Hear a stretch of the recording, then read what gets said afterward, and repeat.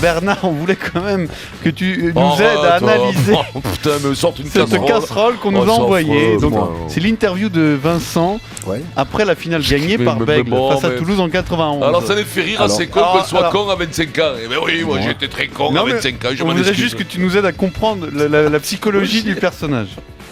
Et c'est la réussite d'un groupe, d'un collectif et d'une aventure humaine fabuleuse, c'est tout. Maintenant le bouclier, c'est bon le bouclier, mais je veux dire, ce qui est beau c'est l'aventure humaine quoi. Après bon, le bouclier c'est un morceau de plat, il chiflote. On l'a vu, c'est vrai. Est-ce que vous estimez que vous avez une marge de progression cette équipe encore? Une marge de progression? Aïe aïe aïe.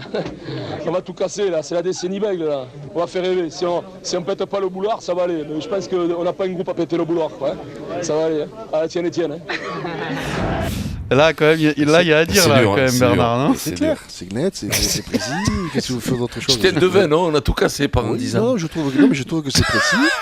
J'ai reconnu la voix de Jean Abeyou. Oui, Jean Abeyou, oui, Jean.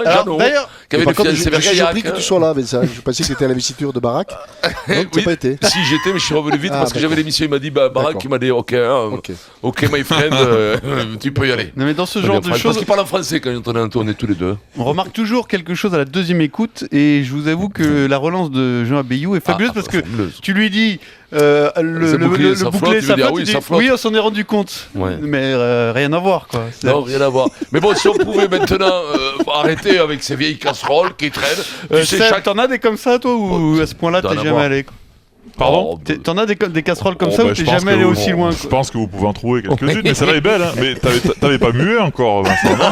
Chaque fois on me dit ça, putain. Mais ça c'est fou, ça. Fou, ça. Ça doit être l'effet des produits, non? C'est les corticoïdes. Ouais, c'est les corticoïdes, c'est les anabolisants, ça. C'est ça, ça t'a anabolisé les cordes vocales, en fait. 5 ans avec Armstrong, ça change jeune type. Ça c'est jeune type, quoi. Non, mais à quel âge il a mué, Bernard, sérieusement? Je sais pas, moi. Mais non, mais c'est vrai que t'avais une voix d'enfant, là, mais t'as toujours une voix d'enfant. J'ai toujours eu une voix d'enfant.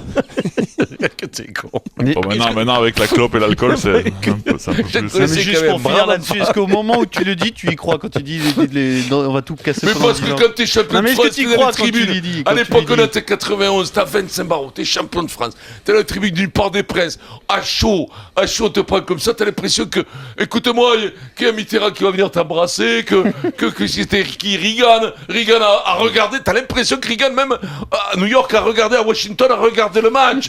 Tu penses que t'es le roi du monde alors que tout le monde s'en cague. Tu montes dans un taxi 2 heures après, le mec il sait même pas qui tu es, et là tu te dis presque tu es là, le mec tu comprends pas que il n'est pas que ton nom à la bouche. Le mec s'en cague, il te dit où c'est que vous allez là les gars là?